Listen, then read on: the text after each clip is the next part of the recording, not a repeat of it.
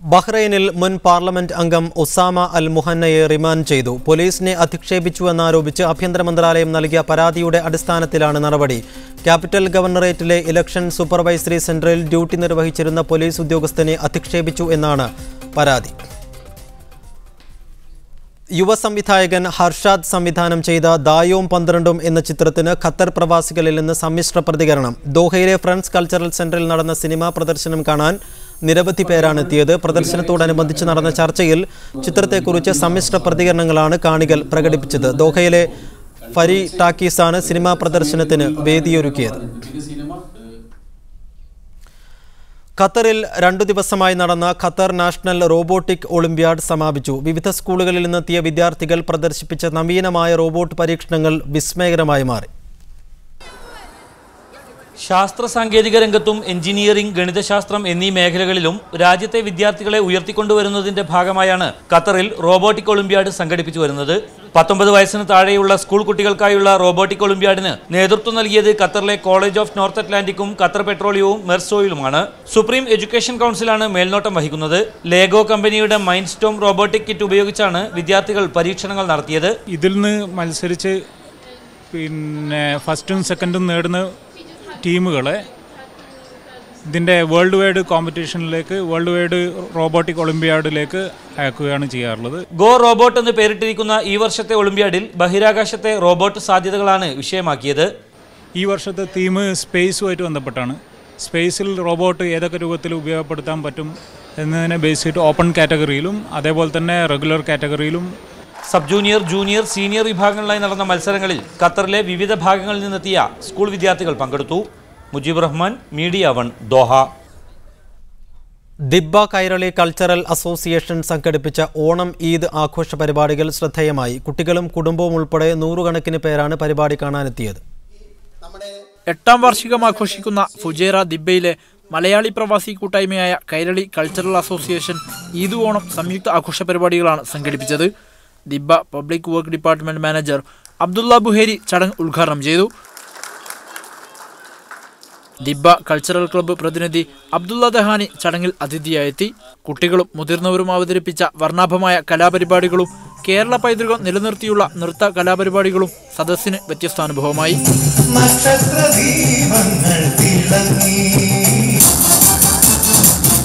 കൈരളി കലാകാരന്മാർക്ക് പുറമെ ദുബൈയിലെ bullet band ടീമും അരങ്ങിൽ പരിപാടികളുമായി എത്തി.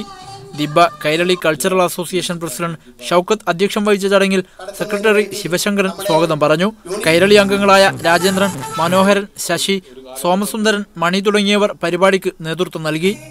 Media 1, Fujairah.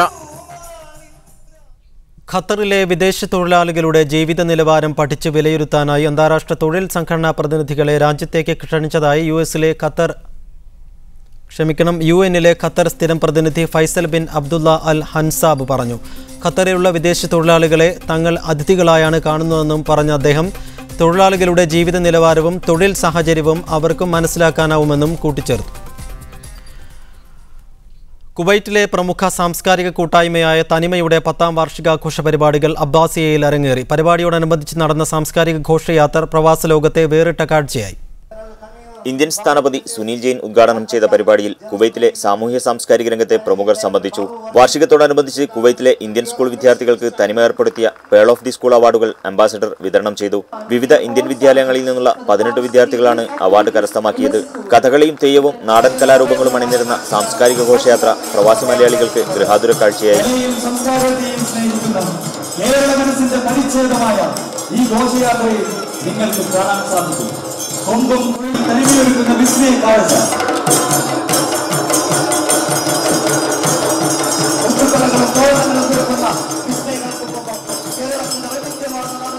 മ്യൂസിക്കൽ ഫ്യൂഷൻ, സ്മൃതി പൂജ എന്നിവയും പരിപാടിയെ ആകർഷകമാക്കി. തുടർന്ന് നടന്ന ദേശീയ വടംവലി മത്സരത്തിൽ way for India Abbasiya team ജേതാക്കളായി. ബാബുജി ബത്തേരി അധ്യക്ഷനായിരുന്നു. ഇക്ബാൽ കുട്ടമംഗലം, തോമസ് ഹൈഡേൻ തുടങ്ങിയവർ സംസാരിച്ചു. Media 1, Kuwait city. ഉറച്ച ആത്മവിശ്വാസത്തോടെ അഭയാർത്ഥി ജീവിതത്തെ ആഘോഷമാക്കി മാറ്റുകയാണ് ഒരു കൂട്ടം പലസ്തീനി കലാകാരന്മാർ. ഇസ്രായേൽ ആക്രമണത്തെ തുടർന്ന് ലബനാനിലെ അഭയാർത്ഥി ക്യാമ്പുകളിലേക്ക് പലായനം ചെയ്ത ഇവർ തങ്ങളുടെ പാട്ടും നൃത്തവുമായി കഴിഞ്ഞ ദിവസമാണ് ഖത്തറിലെത്തിയത്. ചടുലമായ നൃത്തച്ചുവടുകളുമായി വേദികളിൽ നിന്ന് വേദികളിലേക്ക് സഞ്ചരിക്കുന്ന ഈ കുട്ടികൾക്ക് തിരിച്ചു പോകാനുള്ളത് അഭയാർത്ഥി ക്യാമ്പുകളാണ്. ഫലസ്തീനിലെ തങ്ങളുടെ വാസസ്ഥലങ്ങൾ ഇസ്രയേൽ പട്ടാളക്കാർ തകർത്തു കളഞ്ഞതോടെ ലെബനാനിലെ വിവിധ അഭയാർത്ഥി ക്യാമ്പുകളിലേക്ക് ഇവരുടെ ജീവിതം പറിച്ചു നടുകയായിരുന്നു. യുദ്ധക്കെടുതികൾ നേരിട്ട് അനുഭവിക്കേണ്ടി വന്നിട്ടും ഈ മുഖങ്ങളിൽ ദൈന്യത ഒട്ടും കാണാനാവില്ല. നിറഞ്ഞ ആത്മവിശ്വാസത്തോടെയാണ് തങ്ങളുടെ പാരമ്പര്യ കലയും സംഗീതവുമായി ഇവർ അരങ്ങിലെത്തുന്നത്. താളമേളങ്ങളുമായി ഇവർക്ക് നേതൃത്വം നൽകുന്നത് ഹൂറിയ അൽഫാർ എന്ന വനിതയാണ്. تنقل التراث من جيل إلى جيل. طبعا أكيد يعني إحنا في التراث الفلسطيني هو غني. ഫിർക്ക കൂഫിയ എന്ന ഫലസ്തീനി പാരമ്പര്യ നൃത്തരൂപത്തോടൊപ്പം ചെറുത്തുനിൽപ്പിന്റെ പുതിയ പാട്ടുകൾ ചേർത്തുകെട്ടിയാണ് ഈ ചുവടുകൾ ക്രമീകരിച്ചത്. 10ാമത് അൽ ജസീറ ഫിലിം ഫെസ്റ്റിവലിന്റെ ഭാഗമായി 85ഓളം അംഗങ്ങളുള്ള അഭയാർത്ഥി നർത്തകരിൽ നിന്ന് 13 പേർ ദോഹയിലെത്തുകയായിരുന്നു. ഇവരുടെ സഹപ്രവർത്തകർ ഇപ്പോഴും ലബനാനിലെ ഐനുൽ ഹൽവ അഭയാർത്ഥി ക്യാമ്പിൽ പാടി തകർക്കുകയാണ്. ഇസ്രായേൽ പട്ടാളം ഏൽപ്പിച്ച യുദ്ധത്തിന്റെ കെടുതികൾ തങ്ങളെ ഒട്ടും ബാധിച്ചിട്ടില്ലെന്ന് പറയുന്ന ഈ ഫലസ്തീനി ബാലന്മാർ യുദ്ധക്കെടുതികൾ ഓർത്ത് കരയാൻ തങ്ങൾ ഒരുക്കമില്ലെന്നാണ് ഉറക്കെ പറയുന്നത്. ദോഹയിലെത്തിയ ഫലസ്തീനി അഭയാർത്ഥികൾക്കൊപ്പം മുജീബ് റഹ്മാൻ, മീഡിയ 1. ദുബായിൽ ഇനി ബോളിവുഡ് തീം പാർക്കും. ദുബായിലെത്തുന്ന സഞ്ചാരികൾക്ക് ഇന്ത്യൻ സിനിമകൾ പരിചയപ്പെടുത്തുകയെന്ന ലക്ഷ്യത്തോടെയാണ് ബോളിവുഡ് തീം പാർക്ക് നിർമ്മിക്കുന്നത്. മിറാസ് ഹോൾഡിംഗ് കമ്പനിക്ക് കീഴിലെ ദുബായ് പാർക്സ് ആൻഡ് റിസോർട്ട്സിന്റെ നേതൃത്വത്തിലാണ് ജബലലിയിൽ തീം പാർക്കിന് പദ്ധതിയിടുന്നത്. 30 ലക്ഷം ചതുരശ്ര അടി വിസ്തീർണമുള്ള പാർക്കിൽ ബോളിവുഡ് സിനിമകളെ അടിസ്ഥാനമാക്കി 5 പ്രത്യേക മേഖലകളുണ്ടായിരിക്കും. മുംബൈയിലെ പ്രധാന ഫിലിം സ്റ്റുഡിയോകളായ Bollywood film studios, Mumbai Chowk, hall of heroes, regal plaza, rustic ravine എന്നിവയുമായി ചേർന്നായിരിക്കും തീം പാർക്ക് രൂപകൽപ്പന ചെയ്യുക. ഹിന്ദി സിനിമകളുമായി ബന്ധപ്പെട്ട ദൃശ്യങ്ങളും സംഗീതവും നിറങ്ങളും ഉപയോഗിച്ച് തയ്യാറാക്കുന്ന തീം പാർക്കിൽ വൈവിധ്യമാർന്ന നൃത്തങ്ങളും തെരുവു നാടകങ്ങളും ഒരുക്കാനും ഉദ്ദേശിക്കുന്നുണ്ട്. ബോളിവുഡ് സിനിമകൾക്ക് ലോകമെമ്പാടും ആരാധകരുള്ളതിനാൽ തീം പാർക്ക് വൻ വിജയമാകുമെന്ന് കരുതുന്നതായി Dubai parks and resorts CEO Raed Al Nuaimi പറഞ്ഞു. മിഡിൽ ഈസ്റ്റിൽ ആദ്യമായാണ് ഇത്തരമൊരു പാർക്ക് വരുന്നത്. വെള്ളിത്തിരയിലെ ദൃശ്യങ്ങൾ നേരിട്ടറിയാൻ കഴിയുന്നതിലൂടെ സന്ദർശകർക്ക് പുത്തനനുഭവം സമ്മാനിക്കാനാകുമെന്നും അദ്ദേഹം കൂട്ടിച്ചേർത്തു. Media 1 Dubai. News 1 middle east ഇവിടെ പൂർണ്ണമാവുന്നു. Good night and good bye.